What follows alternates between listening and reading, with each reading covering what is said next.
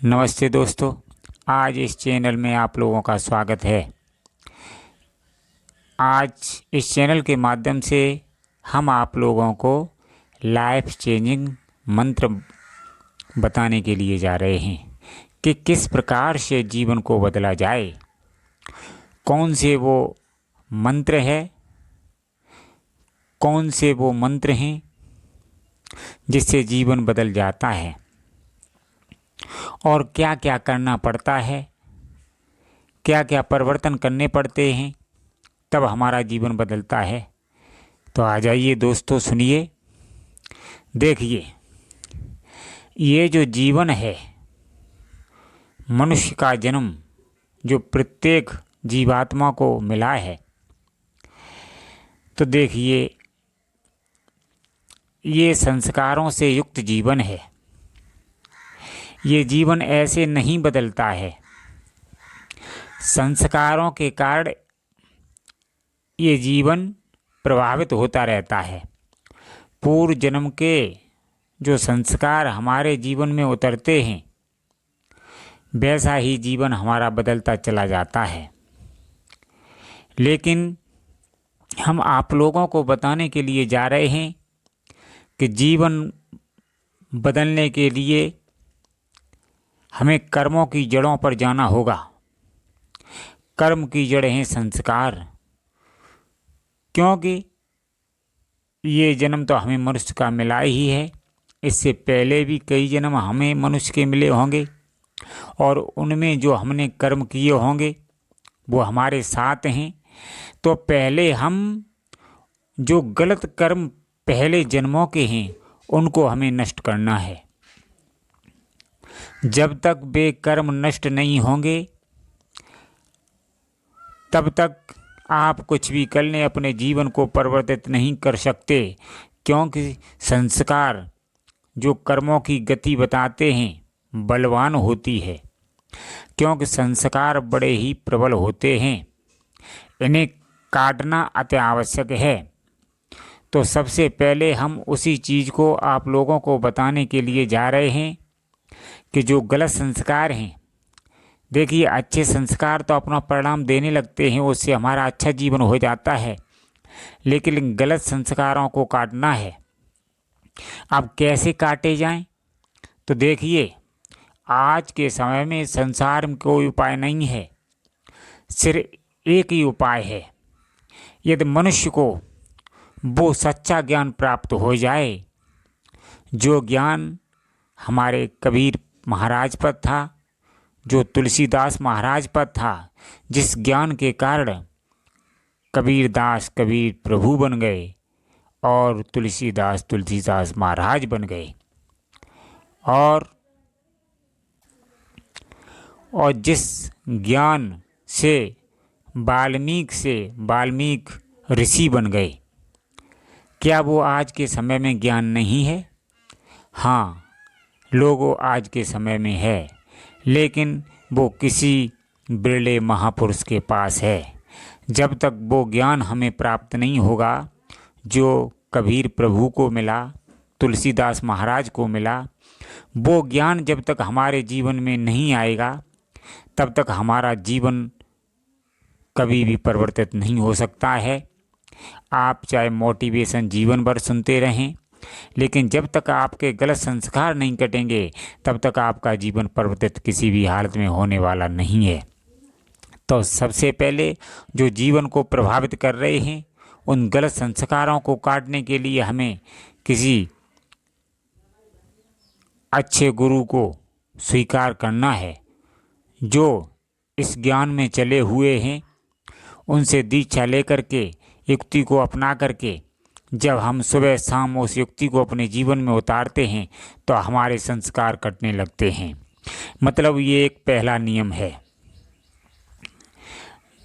वो गुरुदेव हमें मंत्र बताते हैं, जिस मंत्र को हम सुबह शाम जब जपते हैं तो हमारे संस्कार कटने लगते हैं। गलत संस्कार कट के हमारा जीवन परिवर्तित होने लगता है। तो मतलब सबसे पहले हमें उस मंत्र को धारण करना है जिससे जीवन बदल जाता है। वो है सत्य ज्ञान। तो सबसे पहले नंबर पर हमें सत्य ज्ञान धारण करना है, क्योंकि ये ही सबकी मेन जड़ है। यदि ये ज्ञान हमें प्राप्त हो गया तो हमारा निश्चित रूप से जीवन बदल जाएगा। अब जब हमें ये ज्ञान प्राप्त हो गया, उसके बाद है हमें आगे की आदत है ब्रह्म मुहूर्त में जागना पड़ेगा। जब हम ब्रह्म मुहूर्त में जागेंगे तो हमारी मानसिकता बदल जाएगी, हमारे विचार बदल जाएंगे, हमारी सोच सकारात्मक हो जाएगी। और जब हमारे अंदर के विचार बदल जाएंगे, अंदर की सोच बदल जाएगी, तो हमारा बाहरी जीवन भी परिवर्तित होने लगेगा। ये हम वो उपाय बता रहे हैं जो आज तक शायद आपको किसी ने न बताए हों। इसलिए उस मंत्र को धारण करके ब्रह्म मुहूर्त में प्रतिदिन जगें। अब तीसरे नंबर की आदत आती है कि हम भोजन कैसा ग्रहण करें। आज के समय में लोग मांसाहारी भोजन ग्रहण कर रहे हैं और सोच रहे हैं हम लक्ष्यों की प्राप्त कर लें, आनंद को प्राप्त कर लें, परमात्मा को प्राप्त कर लें, चिंता मुक्त हो जाएं। ये कभी भी संभव नहीं है, क्योंकि भोजन का पूरा असर जीवन पर पड़ता है। इसलिए हमें शाकाहारी बनना अति आवश्यक है।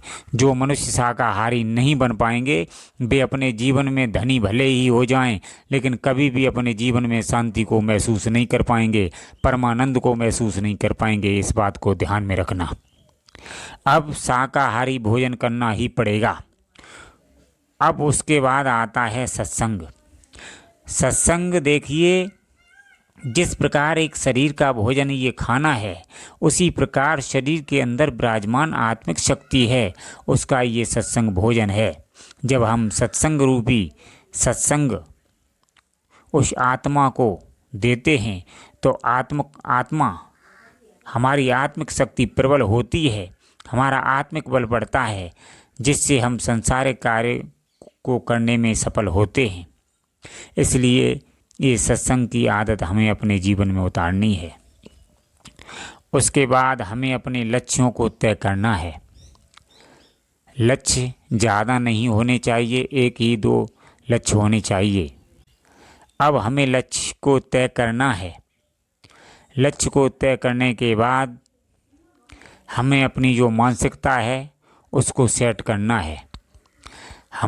अर्थात हमें अपने मन को, इंद्रियों को वश में करना है। जब तक हम अपने मन और इंद्रियों को वश में नहीं करेंगे, तब तक हम चाहें कुछ कर लें, ये कभी नहीं होने देंगे, हमें ये कभी सफल नहीं बनने देंगे। इसलिए सबसे पहले जो हमारे अंदर विकार चल रहे हैं उन पर हमें विजय प्राप्त करनी है। तो मैंने आपको ये 6 आदतें बताई हैं। देखिए, इन 6 आदतों को यदि आप अपने जीवन में उतारेंगे तो लाइफ ही चेंज नहीं होगी, बल्कि आपका जीवन सारा बदल जाएगा। आपका जीवन ऐसा बदलेगा कि आप महसूस करेंगे कि हमारे जीवन में सब कुछ प्राप्त हो गया। जो भी मनुष्य हमारी इन बताई हुई आदतों को नहीं अपना पाएगा, वो कभी भी अपने जीवन में सफल नहीं हो पाएगा। मैं एक बात पूछना चाहता हूँ, जो मनुष्य धन कमा लेते हैं क्या वो सफल हो गए? देखिए, धन की प्राप्ति, जो मनुष्य अपना लक्ष्य धन की प्राप्ति का बनाते हैं उसे सफलता नहीं कहते हैं, क्योंकि ज़्यादातर देखा जाता है धनी होने के बाद भी मनुष्य अपने प्राणों से हाथ धोना पड़ता है, अपना शरीर का त्याग करता है। क्यों करता है? क्योंकि धन तो कमा लेता है, लेकिन उसके मन में आत्मग्लानि होती है, उसे वो शांति प्राप्त नहीं होती है जो होनी चाहिए। इसलिए मैं आपको वो उपाय बता रहा हूँ जिससे आप धनवान भी बनेंगे और आप अपने जो आत्मा का उद्देश्य है, परम लक्ष्य परमात्मा को प्राप्त करना, परमात्मा को प्राप्त भी करेंगे। हम उन उपायों को आपके सामने बताया है। यदि आप इन उपायों, इन नियमों को अपने जीवन में उतारेंगे तो निश्चित रूप से आपका जीवन बदल जाएगा।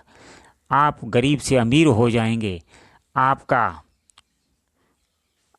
जो मन चंचल है वो स्थिर हो जाएगा। लोगों, मैंने जो ये उपाय बताए हैं, यदि आप अपने जीवन में उतारेंगे तो निश्चित मानिए आपका जीवन बदल जाएगा। आपकी लाइफ चेंज हो जाएगी। ये सत्य है। धन्यवाद मित्रों।